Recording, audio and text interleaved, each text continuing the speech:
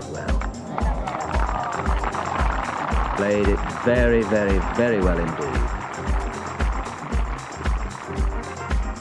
No more slices for you. Oh, look at that for judgment. You'll learn.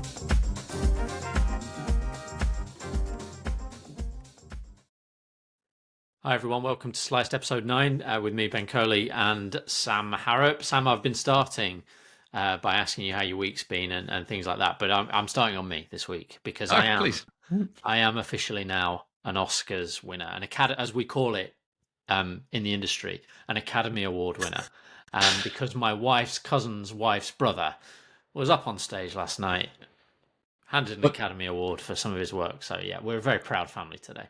You're claiming that as you being an Oscar winner? Pretty much, isn't it? Pretty much. I should also say that he's not one of the main ones. I think he might even be one of the ones before they start televising. So it's not Kieran Culkin or whatever he's called. Right, yeah. It's somewhat more low key. But yeah, very proud household. Very proud household. Oh, well. How has your weekend been? Not as good as mine, obviously. No, obviously not. I haven't won any awards by proxy of my family, sadly. But I did go to see Bournemouth versus Wolves in the FA Cup, which was excellent. I took my son. Money, right? You got a penalty shootout. We got lots of value for money. I mean, I think my son was a bit like, "Oh, can we go home?" Because I think he was just, it's a long game, isn't it? But it was a really good game. And I did want to take this opportunity, and I don't know what the best forum is to do this, Ben, but I thought, why not here? We're all sports lovers, right? I need to come clean about sport and film, just to be clear. Sport and film, and music. But I do want to come clean about some unusual football supporting history, if I may, which is that I now consider myself a Bournemouth fan, but I haven't always been. And I know that people frown upon, switching allegiances, supporting multiple teams or whatever, and I understand.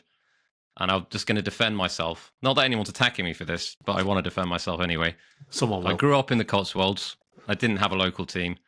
Both my brothers and my dad supported Liverpool. I wanted to be different. I didn't want to support them. So I started out as a glory hunter supporting Man United because they were the best team at the time. And then I went to secondary school and everyone was like, "You're just a glory hunter." And I was like, "That's a fair point. I am." So I changed to West Ham for no particular reason other than I like there's a middle step in this. Please tell me there's another. You're getting further and further south. Is it Millwall next? There isn't. No, so West Ham was the last one, and that was kind of the longest running one. And then I moved to Bournemouth about 10 years ago. And then my son started showing a big interest in football. So I thought, you know what, we've got a Premiership team on our doorstep. We should try and get tickets to games. And I've probably been to maybe 8 or 9 games with him now. And because I go there quite regularly, it's a nice it's very sort of family friendly club. It's a small stadium, so you're really close to the action. I've just really grown to sort of love them. So you might be their highest profile fan. You and Chris Billam-Smith, where Billy Horschel had you at West Ham. Maybe that's why you left West Ham on some level. You're like, I can't be the big guy around these parts. Billy Horschel's there. Man United have got Rory McIlroy, for instance. So you've kept going until you found your natural home as the number one golf media supporter of Bournemouth Football Club. Very good. Well, AFC Bournemouth. It's funny actually you say that because I did not quite as circuitous as you, but I in my youngest years would have called myself a Leicester fan. My first football was at Filbert Street. I think it was actually Newcastle United 7, Leicester 1 in like 1991 or something like that. Filbert Street being the Leicester ground for our listeners who are not familiar with that. But I moved to Arsenal, and it rather sums up my existence that all my family got to support Leicester's Premier League success. My cousin was on TV hanging off Leicester Clock Tower while I was weeping into a bowl of cornflakes. So yeah, I am a loser. We need some chirp now. What have we got? Oh, okay, yeah. Well, I've won an Oscar, and my cousin has not. Every cloud. Let's go into a review of last week's events. We're going to start we're switching the order up a bit because we realised that we're kind of we've been leaving the DP World Tour to the end, which we shouldn't do. We should lead with it because we're trying to be a DP World Tour first podcast. So we will start with reviewing the South African Open, and it's a real shame, I'm going to say, that it was shortened to 54 holes because I thought it was really shaping up to be a sort of really interesting event and a really interesting final round with some great stories brewing. I mean, you had obviously Naidoo and Kanta, who were tied for the lead. either one of them could have had a great round, could have had a bad round. Who knows? Marco Penge, back off his gambling ban. He was right in the mix. You had Christian Maas, who we mentioned on the podcast a few weeks ago, as a really promising, amateur. He was not far behind. You had Dale Whitnell in the second round going nuts, making 2 hole-in-ones. He wasn't that far back, so it was a real shame. But did you enjoy it? What we saw of it?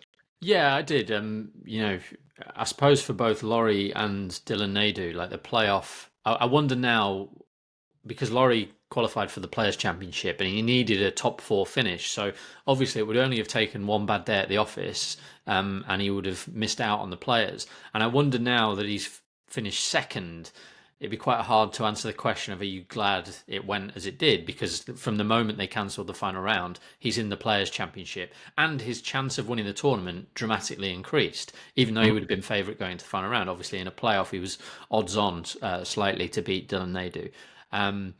So, he'll have mixed emotions, I'm sure. For Dylan Naidoo, it's massive, and it reminds me of Tristan Lawrence.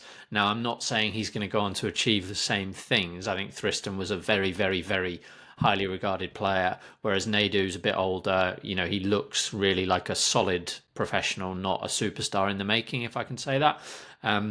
But obviously, Tristan Lawrence, his first win came in the Joburg Open when it was called off at halfway. They'd actually started round 3, and Xander Lombard, who remains without a win on the DP World Tour, had closed the gap. And I feel Xander Lombard might have won that tournament. We'll never know. But Tristan Lawrence won it, and he went on to win again the following year at Cron, I think. Mm-hmm. And the rest is history, so to speak. So with Dylan Naidoo, all of a sudden his whole life, his career has changed. On the basis of the weather and his second round. He shot 61 or 60, I think 61 in the second round to get up into eventually into a tie for the lead. I'm sort of glad he won. Obviously, Laurie's the only guest we've had on, and I enjoyed chatting with him. It would have been nice if he'd won. But Naidoo had missed a very short putt at the end of round 3 that at the time he didn't know was effectively for the tournament.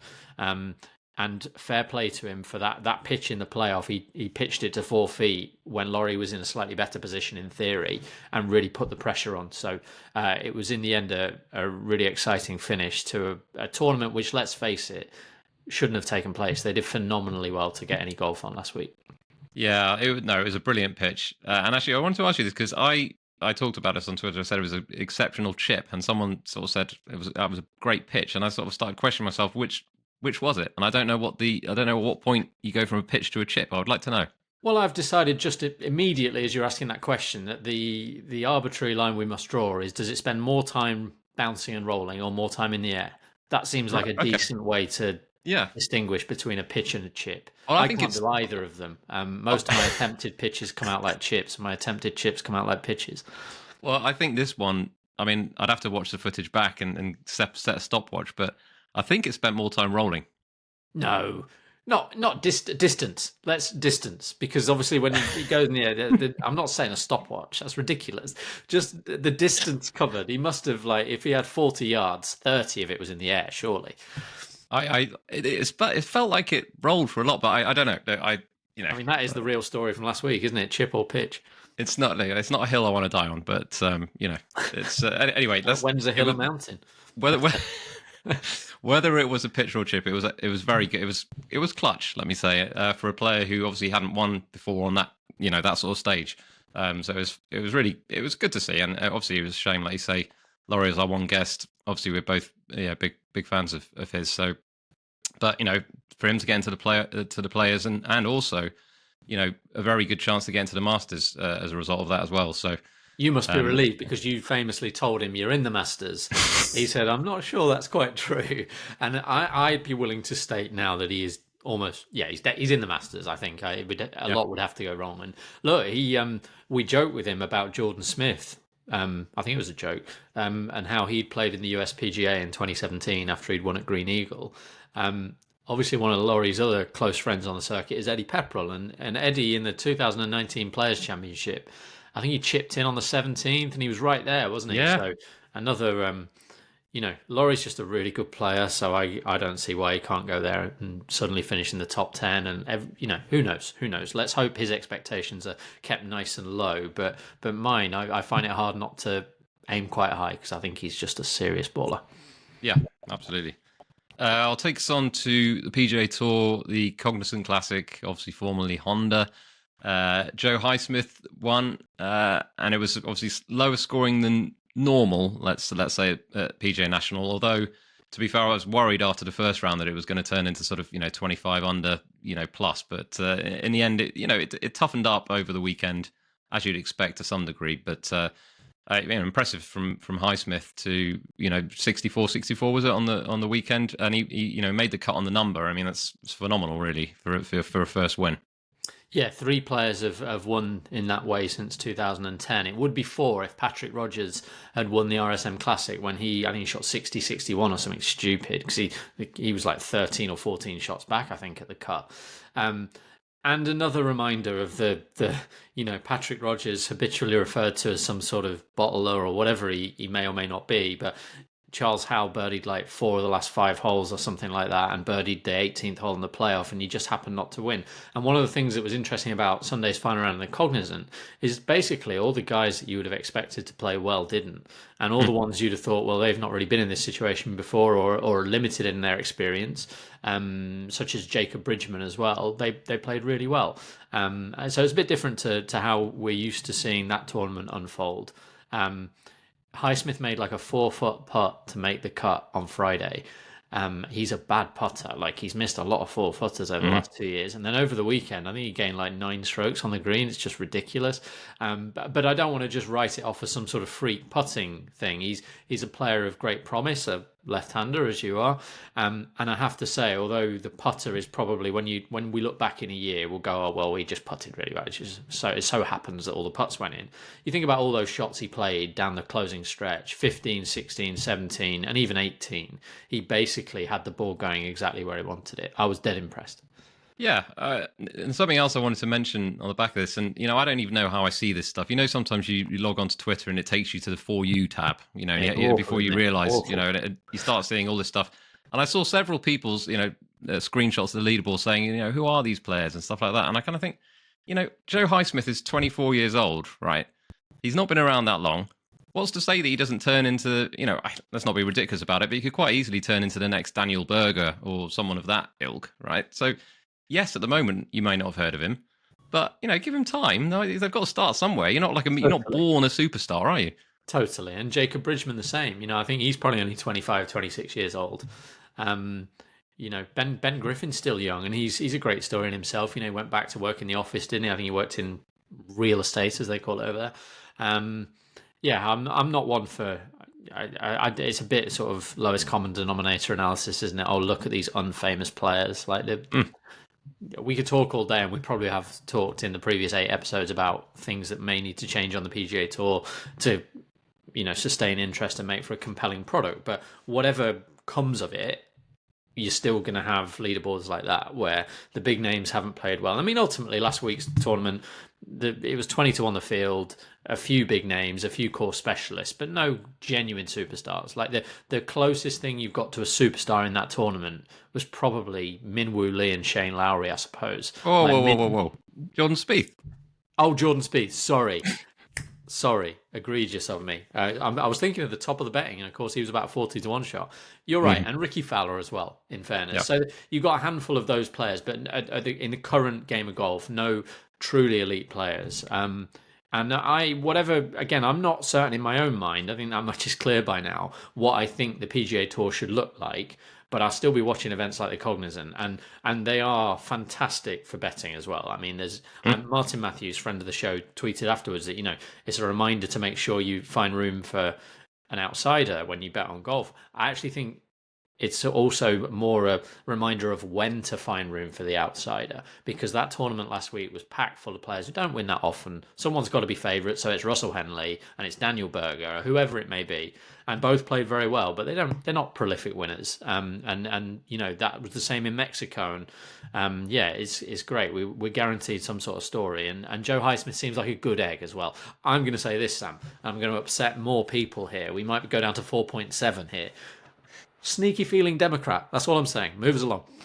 Well, a Pacific Northwest, quite possibly.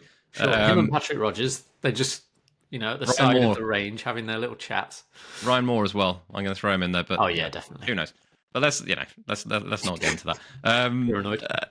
Other events last week, the LPGA HSBC Women's World Championship. Lydia Ko won. That's her 23rd LPGA title. I was sort of looking through her, what she's achieved now. You got 3 majors, you've got all 3 Olympic medals. I didn't actually realize until I was reading up on her that she's also an LPGA player director as well. I think she's got a lot on her plate as well as being a phenomenal golfer. So fair play to her. Yeah, she's the definition of a superstar. I suppose the only thing left to achieve potentially is the major slam. She's not got a great US Women's Open record. That's at Erin Hills this year, and they're at PGA Frisco, I think it is, for the PGA. It'd be great if she could win one of those and set up the opportunity to win the slam. But whatever she achieves from here, she's done it all basically. So yeah, fabulous player. Yeah. And then Asian Tour, which has to be one of the best stories, I think, in the game this year. New Zealand Open, Ryan Peake won. Now, he used to be in a motorbike gang in New Zealand, and he served 5 years in prison for serious assault. Basically came out of prison as a reformed character, rededicated himself to golf. And, he's won, his sort of first notable title this week, which I think is a cool story, isn't it?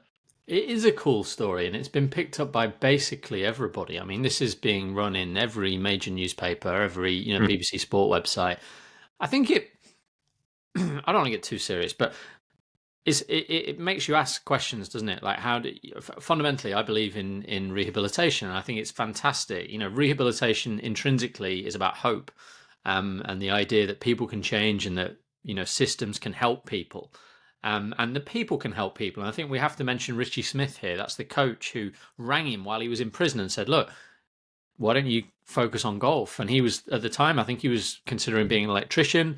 And who knows what would have happened to him had he chosen a different path. But Richie Smith, seems to have just taken it upon himself to try and help someone who's at their rock bottom.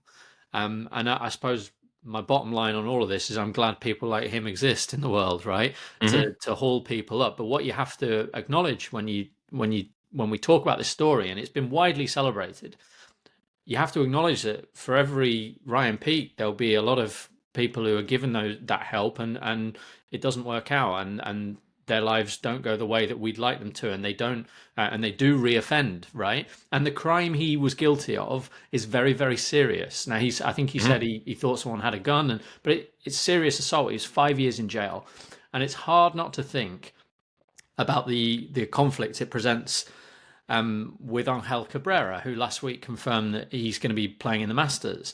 Yep. And we know he's not going to win the Masters, let's be frank. But if he did win the Masters, I don't think that will be presented as a great story. I think quite the opposite. And partly that will come down to the fact that we probably on some subconscious level think of Peake's victim as we assume they were involved in crime or whatever, whereas Angel Cabrera's victims of appalling crimes against them are purely victims, and maybe that's a really important distinction. But I did look into it, and Cabrera has apologized, and I'm not going to get into whether I think that's enough because I don't know how I feel about it. But he has apologized. He is going on courses about alcohol awareness and all this sort of stuff. And I just wonder, there's a contrast there, isn't there, in how we would probably. A lot of people probably feel like he should have had his Masters invite taken away from him for life, and at the same time we're celebrating a story of someone who was involved in very serious crime and has now turned his life around. But the bottom line, again, let's be hopeful, let's be optimistic. The bottom line is it is fantastic that this man has done that, and it's great that people helped him. And notwithstanding some issues around getting a visa and stuff, he'll be at Portrush this summer, and I hope they use him in the prison system in Australia and New Zealand and anywhere. And say, look, this is, if you really want something better for yourself, then go and get it. Mm-hmm. Yeah, and not to stay on this for too long, but going back to the Cabrera thing, I mean, I think the acid test really is if he win, he's not going to win the Masters, you say, but he could quite well win, on the Champions Tour or something. So it'll be interesting to see what happens if he does and how that is, celebrated. I suspect, like you say, it won't be celebrated in the same way. But and by the way, that's fine. I've said on this podcast before, on Twitter, in the social media world we live in, people want a black and white. And if you think this about this, you must think this about this. It's not the real world. It is not the real world. It's perfectly okay for someone to say, no, I think actually both of these people should be nowhere near professional golf. If that's what you think, that is your opinion, you're entitled to it. You're equally entitled to say, I think Cabrera, for these reasons, is different and we should treat him differently, and so on and so forth. There's nuance, there's complexity, whatever. But fundamentally, this is a good story, and it will. You just have to remember that, we need the people who are willing to accept that 99 times out of 100, you try and help and it doesn't work out, but for the one time it works, we get stories like this. Absolutely. The other two events to cover from last week: Corn Ferry Tour, the Argentina Open. Justin Suh, this is a former number one amateur in the world. He's won. This is his first. Is it? Has he won previously on the Corn Ferry Tour? Or is this his first? Yeah, he won the Corn Ferry Tour Championship. The final. He'd been the best player all year, but hadn't won, and then won the final event at Victoria National. Yeah. But definitely someone who, I think, when he got onto the PGA Tour, first time around, people were expecting big things quite quickly, and which obviously hasn't happened. And he's, effectively got relegated to the Corn Ferry Tour, and probably has put himself in a good position to get back again. So, is someone who, could quite feasibly do, I don't know, I'm not sure the best kind of equivalent. Someone like a Max Homer, maybe, who, sort of, had struggled at some point and then come back and could do big things. Yeah, and it's good that he was relegated properly down to the Corn Ferry Tour. I think that is one thing I'm quite positive about on the PGA Tour at the moment. Like, if we can make the line less blurry, if it can be more that if you don't make it, and Adrian de Mondeschassar is another example. We've mentioned him a lot of times this year, but he's not playing on the PGA Tour. And a few years ago, I think he would have had his fair share of starts. Yeah. And now he's not getting them. So I think that's largely a good thing. Two quick things on Justin Suh. One, he had developed a really, really big weakness in his chipping or pitching, however far the ball had travelled. And it shows you what that can do. Like we see what it's done to Victor Hovland, and he's elite in all other areas, basically. For a player further down the chain to have a weakness which is that bad, it's going to really be a problem, and we'll see if he's managed to remedy that. Vincent Norman's probably the best example I can think of at the moment, where his putter is so bad at the moment, and he is probably no one would be good enough to overcome it, but it's really, really, really bad, and he needs to find a way to fix it. Hopefully Justin Suh has fixed it. The other thing that struck me is that probably the best chance he had to win on the PGA Tour was the Honda Classic. I know later on in Mexico he did have an equivalent chance maybe, but the first time he was sort of leading into the weekend was Honda Classic, and maybe looking at that event taking place and knowing what he could be doing instead has sparked something. Who knows? He's just a very good player at that level. Yeah. He's one for the future, I think. TGL, there were 3 matches last week. My beloved LAGC got a hard-fought victory against New York, 5-4. Boston lost again to Atlanta on this occasion, and your team, the Bay, won again against Jupiter, 6-3. So there's another. I will go into this week's events, but we're coming towards the end of the TGL season. So flown by, hasn't it, Sam? It's flown by. Really has flown by. And it's good. What I'm just going to say is good that it comes in for a short spell, goes away again. People will probably start to miss it a bit, and then when it comes back, it'll be this fresh new thing, which is something that we don't have enough of in golf. It's sort of scarcity. So I think it's a good thing. I'm going to take us into the in the news section. I'm going to lead with a quote from Jose Maria Olazabal on Jon Rahm. So this was the Spanish news outlet El País. And the quote says this: "I respect, in brackets, going for money, but I was surprised because John had been very clear in his words, and because he had an extraordinary future and the opportunity to make history in the sport, to write golden pages of golf. And I don't know if he'll be able to do it now. I don't know if playing live is the best preparation to be able to stand out in the majors. From my point of view, it's not the best option. Above all, it can hurt him in terms of competitiveness." That's quite a cutting quote from someone who Jon Rahm would have looked up to for many, many years growing up. Yeah, and it's funny, isn't it? Because a lot of people have been saying this, but you get written off as some sort of PGA Tour shill or whatever. Like, it's a very valid question to ask: is this going to affect the major prospects of Jon Rahm. As Jose Maria Olazabal acknowledges in that quote, he doesn't say for certain. He's just not sure. And so far, we've not seen, last year was a very, very, very bad year for Jon Rahm in majors. His wife had had some health problems. He'd faced scrutiny that he didn't quite expect. So I think we can make reasonable excuses for last year. I think those excuses are gone now. Hopefully his family are all happy and healthy. And now we go into a season where, he's going to Oakmont, which I think he played there as an amateur, didn't he? He played all right in the US Open 2016. Or was that Bryson? Anyway, Oakmont's a great course for him, isn't it? Quail Hollow, no reason that shouldn't suit. Portrush, he's won twice on the island of Ireland. So we find out a lot this year. And my bottom line with Liv has always been, like, for some people it will be beneficial. I think we've seen it's helped. Probably Joaquin Niemann, Bryson DeChambeau. For some people it won't be. And for John, like, he's going to win loads of Liv tournaments. He'll win the individual standings again this year. But whether he wins more majors, we'll find out, won't we? I mean, Brooks Koepka's done it. Bryson's done it since they went across.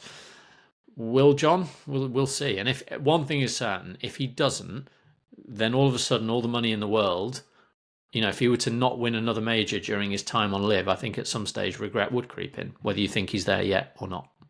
There was another quote I wanted to bring. I'm sorry to prolong the Liv agony here, but there was a quote from Graham McDowell which really, really wound me up, as you'll be surprised to learn. I won't go with the whole quote, but the key part is, that's the key, really, for the fans, for the sponsors, and for television. Having the best players in the world coming together more often is something we all want. These people, I can't get my head around how you could... They've got such a lack of self-awareness. Like, you did this. This is you. You are the reason that the best players in the world are not playing together more often. Don't now say, yeah, well, look, it's what we all want, pal. It's, we're all on the same boat here. You did it. It's ridiculous.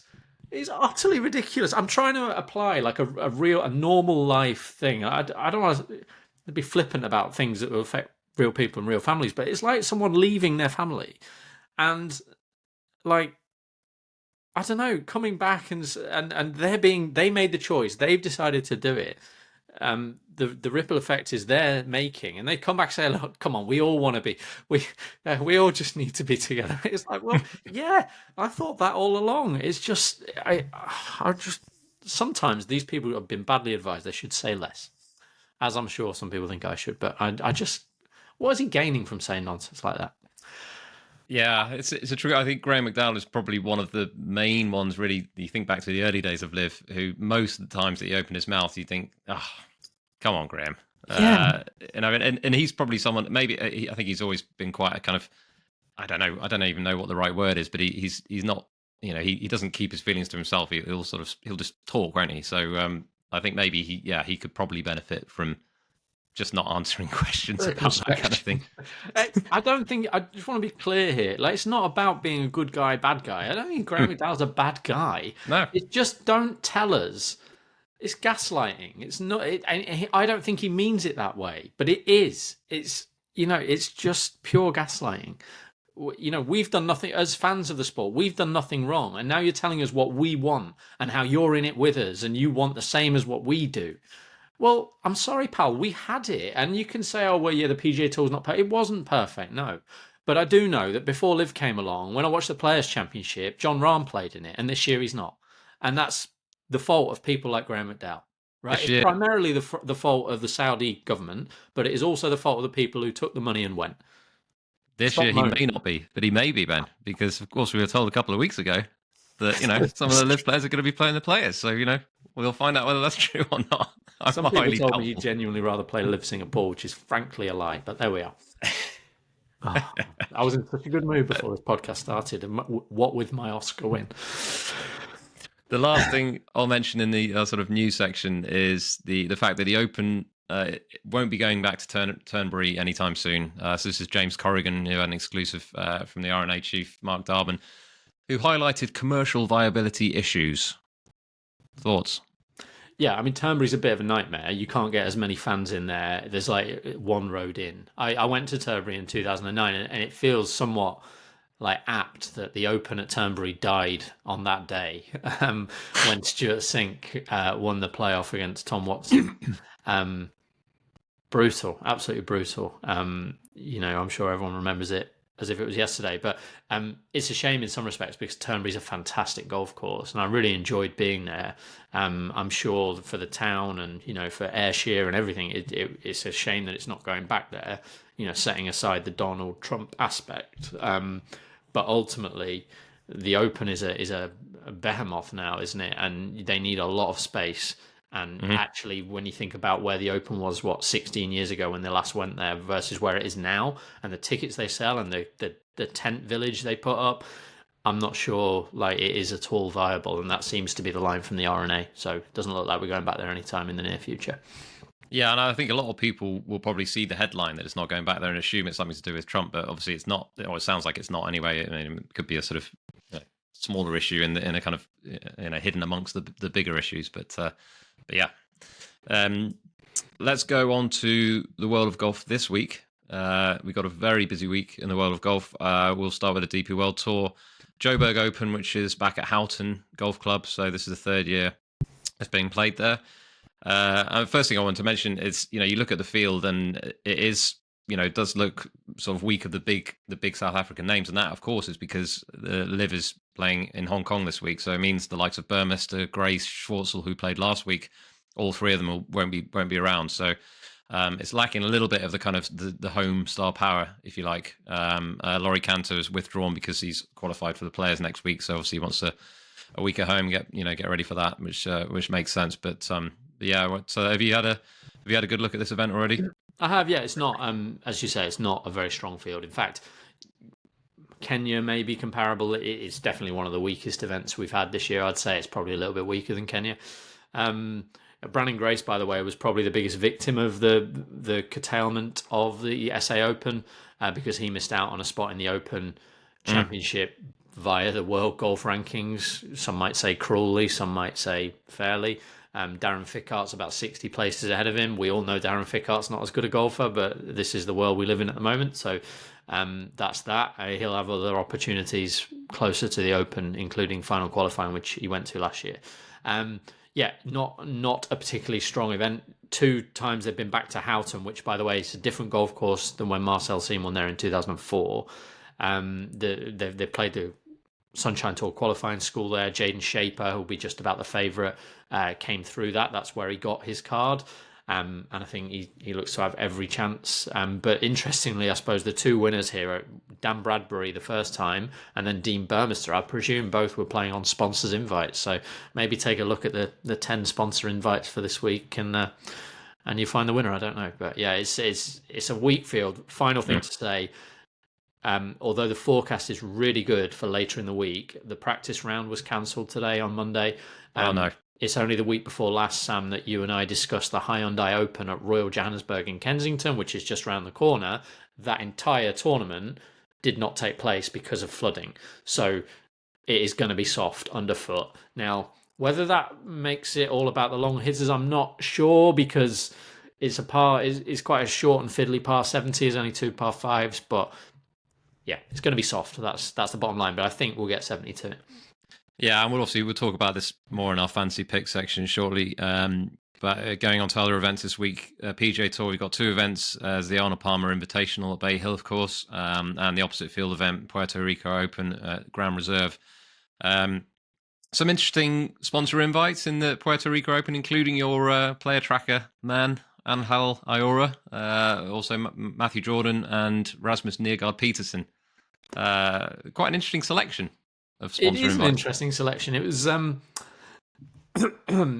mean, this tournament has tended to give invites to some of the best, certainly some of the best Spaniards. I think Adrián Else might have played it a couple of years ago. I think Alejandro Del Rey has played it, maybe Angel Hidalgo as well.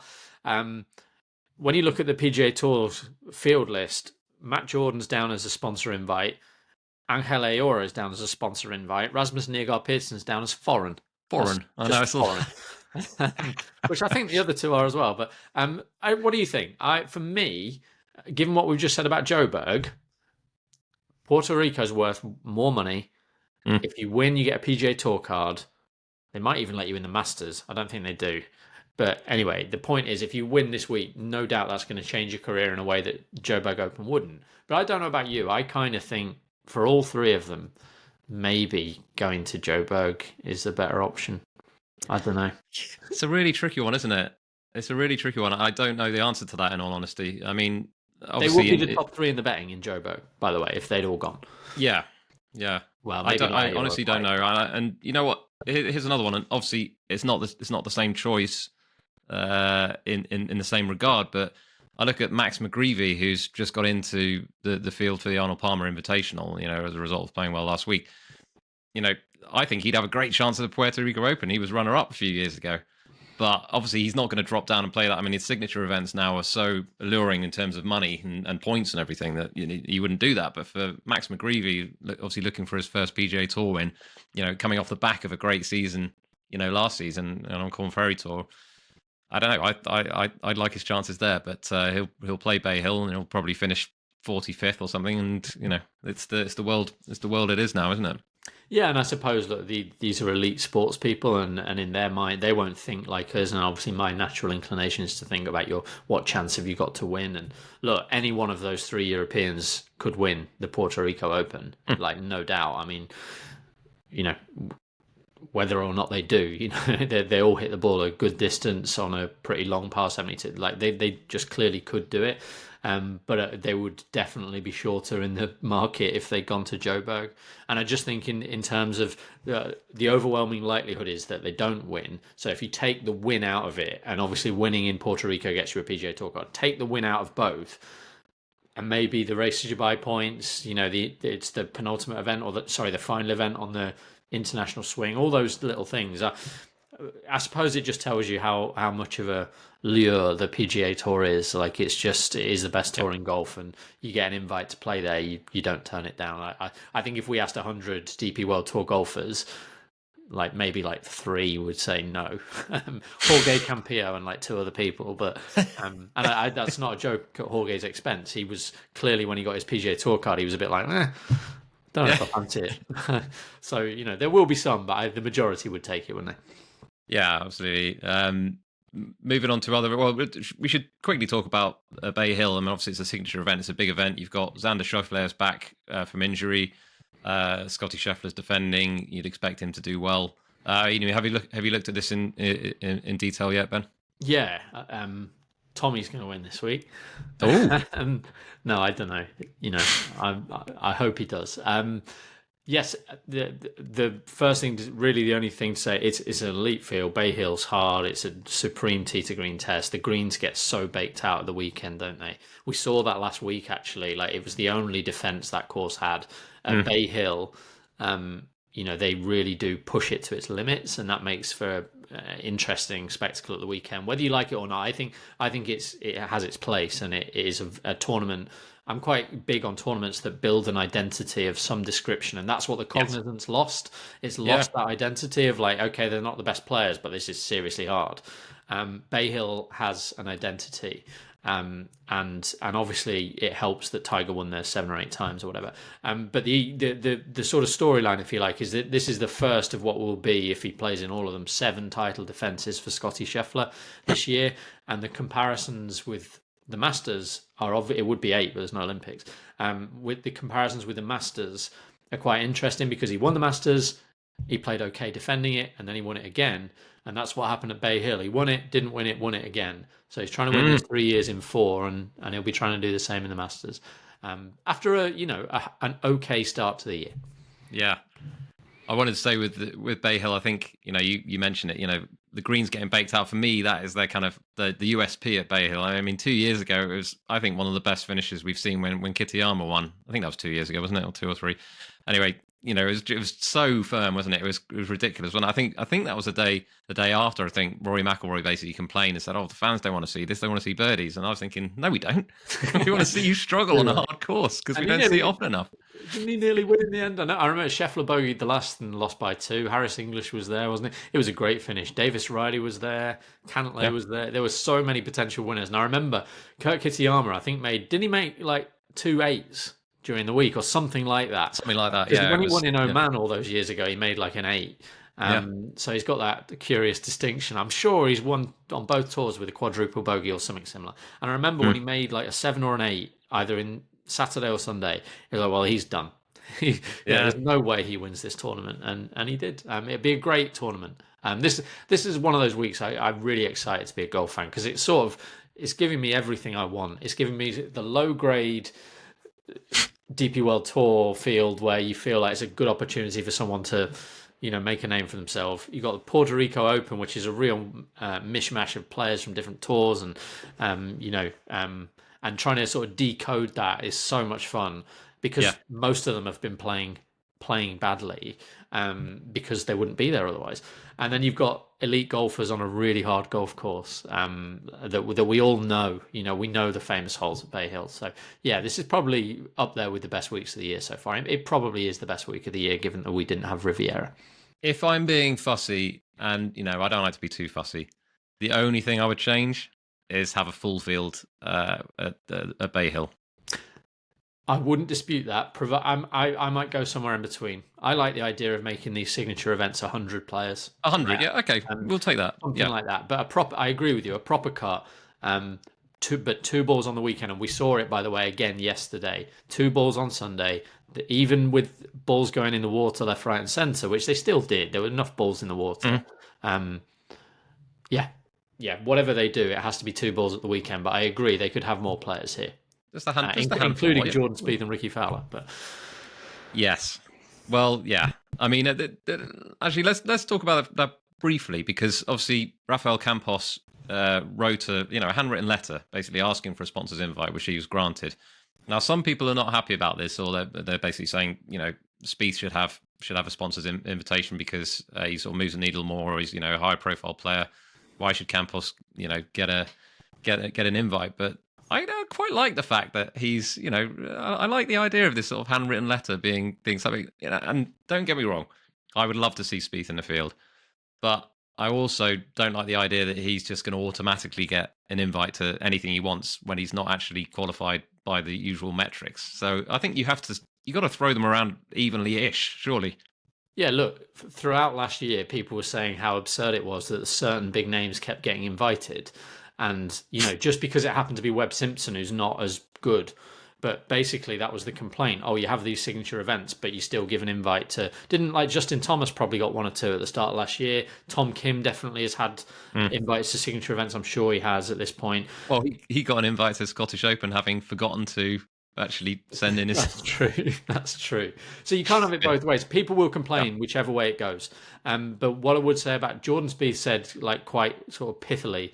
in his press comments with the media yesterday on Sunday, maybe I should have played better while I was injured. The only thing I would say to that is he had that injury for a year, and he chose to wait until last September to get surgery. So have surgery sooner. Maybe you're in the field for Bay Hill, but he wanted to sacrifice September to January. It's a perfectly logical time, but he could have done it the year before. But of course, there'd have been a Ryder Cup on. American fans may wish he had done it a year before, given his performance in Rome. But I agree with you. I've no issue, and I think it probably helps validate the whole process now that we've seen that actually it's not just always going to be give it to Spieth and give it to Fowler. Yeah, absolutely. I'm more surprised about Fowler, by the way, because he was sort of known as Arnie's heir, and he's very close with Arnold Palmer. He sort of helped host this tournament. Maybe I would have found room for him. Let's face it, they should just add them both to the field, and everyone's happy. But yeah, that's what I would do. But I am not a player director. I'm not a tournament director. Maybe one day I'll be. Not yet. No, I won't. Right, we've got a load more events. Just quickly talk about LPGA Blue Bay, LPGA in China. The LET is the Australian WPGA Championship.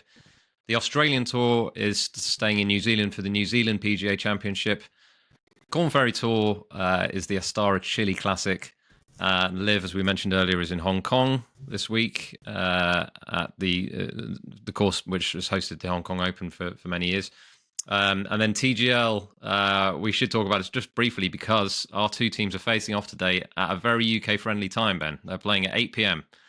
are you going to be watching LAGC against your mighty the Bay? If there weren't 3 golf tournaments to preview this week, I would definitely watch that. The other thing is Nottingham Forest are playing Ipswich Town in the FA Cup, and my son's a Forest fan, so although I'd probably let him watch the first half, and then it'll be his bedtime. So I will almost certainly tune in for the closing stages. Yeah. Okay. Well, it's going to be a thrilling encounter, I'm sure, and it will basically decide who's going to be top of the rankings heading into the playoffs. The other thing briefly to mention is New York. If New York beat Boston later on tonight, they are in the playoffs. Boston and Jupiter have got it all to do, and they're relying on New York essentially to lose. So, New York have their destiny in their own hands, and they've got Schauffele back in the team. It's the Seminole Pro member today, isn't it? Yes. I always remember the years of trying to figure out how everybody played in the Seminole Pro member, which is a really hush-hush. Yeah. Or it used to be really hush-hush. Presumably, the players from LAGC and the Bay aren't involved. They're not going to play the Seminole Pro member and then come to the sim, are they? I have a feeling that at least one of them is in the field, but they're playing very early and then heading over to. I could be wrong, but big day. Yeah, I don't know. Lastly, Champions Tour, Colorado Classic. I know you don't like talking about Champions Tour, so we'll move straight on to our player tracker. Just very briefly, just mention Elvis Smylie, and I didn't mention this last week because I hadn't noticed until after our podcast, but he was playing in New Zealand and he finished tied 8th. He was actually kind of in the mix going into the final round. He sort of had a relatively sort of stalled really at the end, but and then same coach as Ryan Peake, by the way. So that the guy who coaches Elvis Smylie is the guy who rang Ryan Peake and said, "Why don't you pick up a golf club?" So I didn't know that. That's good. Good info, Ben. Obviously, your player Ayora missed the cut in South Africa. I think he missed it. Did he miss it on the number? Or one shot? He wasn't far by off. one or two. Yeah, made a fabulous eagle, which you shared the video, didn't you? Or someone did.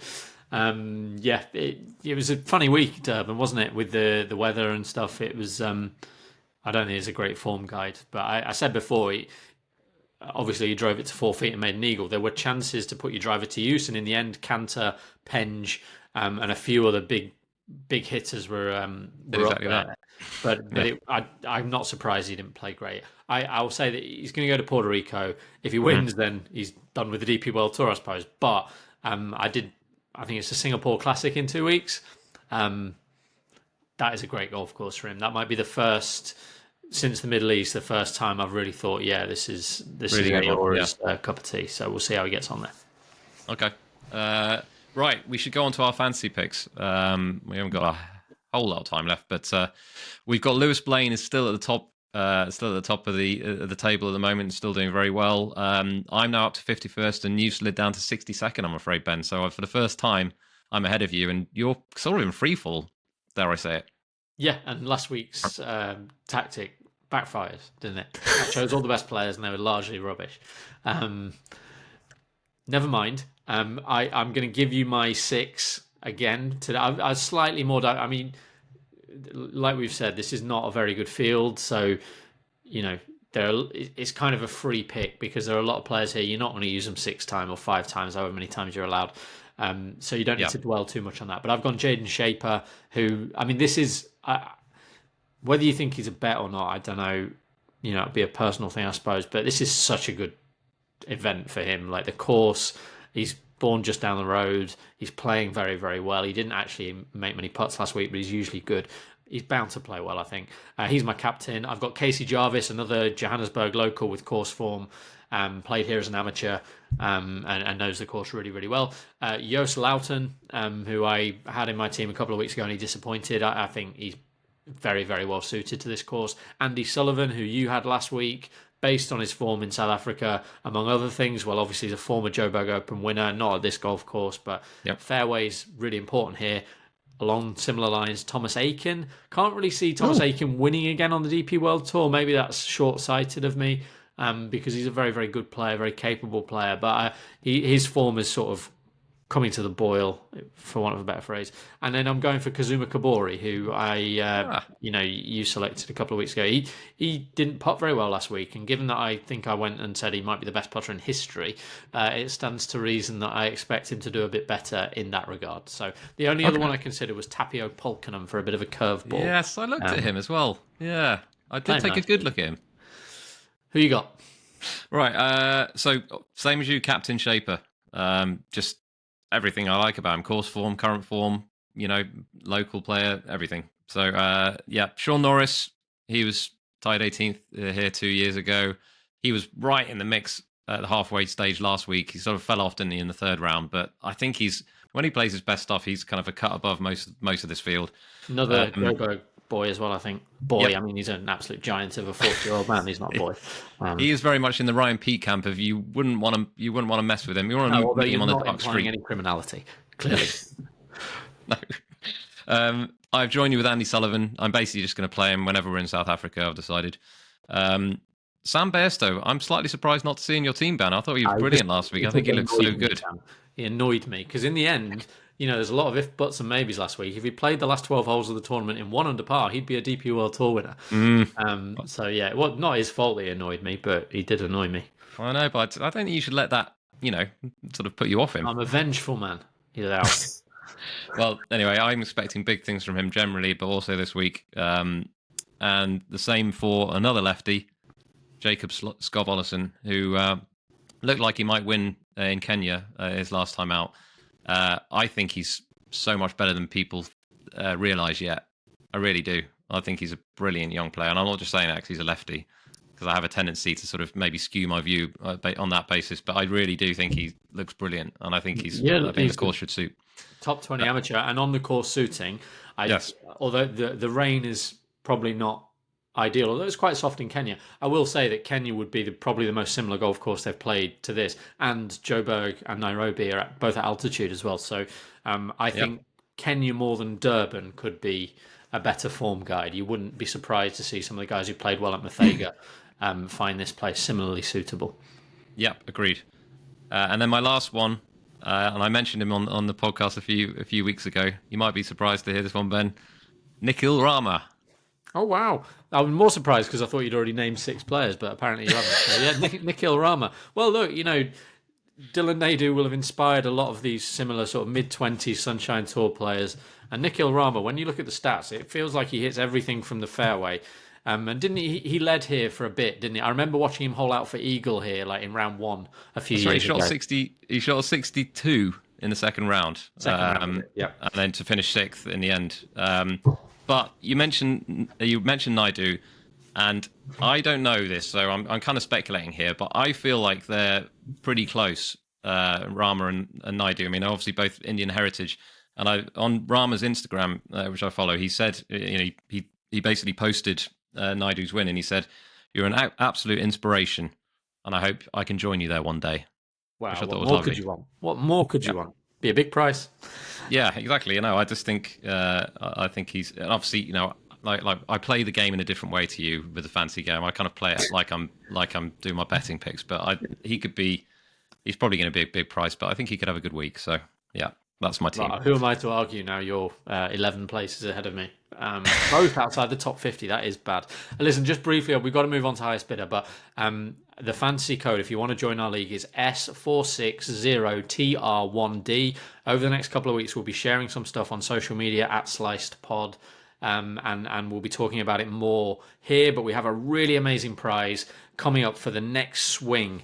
And that's a series of DP World Tour events that takes place from the Singapore Classic through to something at the end of April. Whoever does best in that mini period, so it doesn't matter if you're starting on 0 points, for that run of 5 tournaments, whoever does best can have a pair of tickets to all 4 days at Wentworth, Scottish Open, Irish Open, all the British Masters. It's a fantastic prize, and every reason you have to be in our private league. So join now. We'll put the code to sign up in the show notes. Yes, please do join, because that is a brilliant prize, and we'll talk more about it in due course. But quickly, on to highest bidder now. And we have some DMs through. Here we have one. Here we go. So this, I'm going to come clean about this. This is from a friend of mine, a chap named Simon Bruff. Now, I don't know what it is, so I'm opening the message for the first time. Name the player that Sam Harrop has written songs about. Here we go. Right, hi guys, big fan of the pod. I have a highest bidder question. It's a bit wild, but I'm hoping it'll get my main man Sam up and running. See what you think.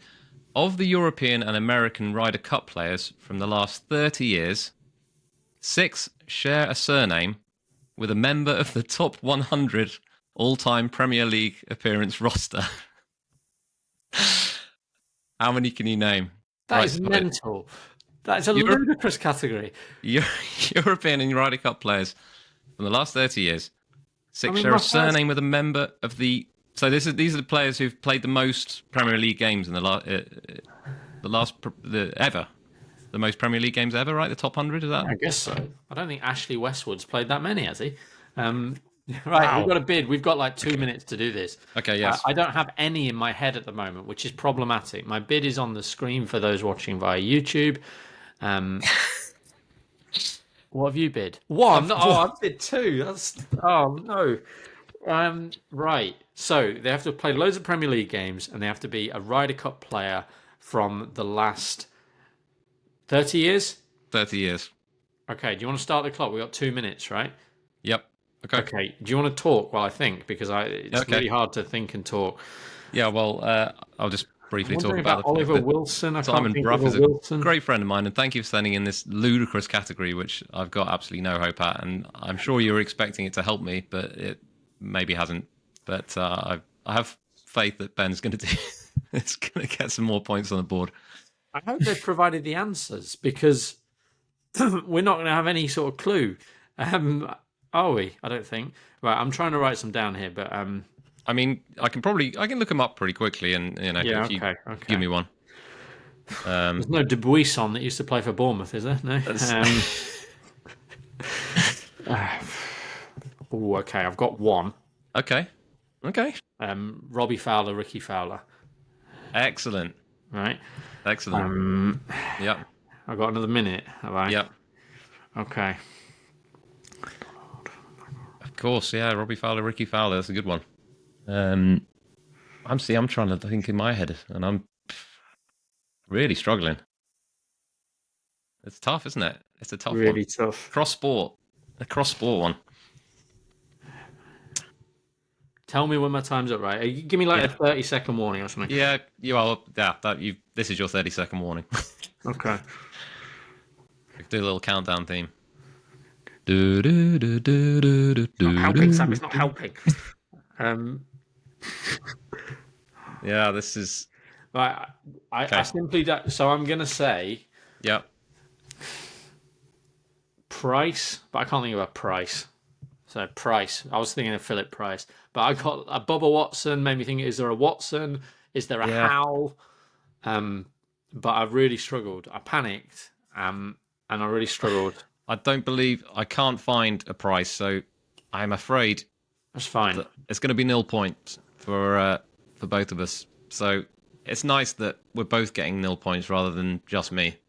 That was hard. That's really hard. I mean, yeah, it was very hard. I'm sure Simon was trying to help me out, but it doesn't work. I think he's forgotten the fact. Fisher? There's no Fisher, is there? I can't think of a Fisher. I was thinking of a... Yeah. I don't know. Well, we'll have to. I'll have to ask him for the answers, and we'll put them on Twitter or something, because I think it's a fascinating category, but it's just extremely hard, isn't it? Anyway, we should probably wrap up. And just to say, there's no DP World Tour event next week, so we're going to slightly change from our normal format, and we're going to do a Players Championship special. So we're going to talk about some sort of key things to do with the players, and in relation to that, we are asking people to send in a players-themed highest bidder question. So if you have something, or you can think of something that will be suitable, please send it in ideally via DM to the Sliced, so at Sliced Pod on Twitter would be great. So it'd be good to do a players themed one. Yeah, and absolutely not one as hard as that. That's my only other request. Yes, ideally not. No, very good. Nice to be challenged, isn't it? Well, it's nice for you to be challenged. I'm challenged every week. But anyway, thank you everyone for listening. We will be back next week with a player special, and we will talk more about our fantastic prizes that are coming for our fantasy game. So please join the league. See you next week.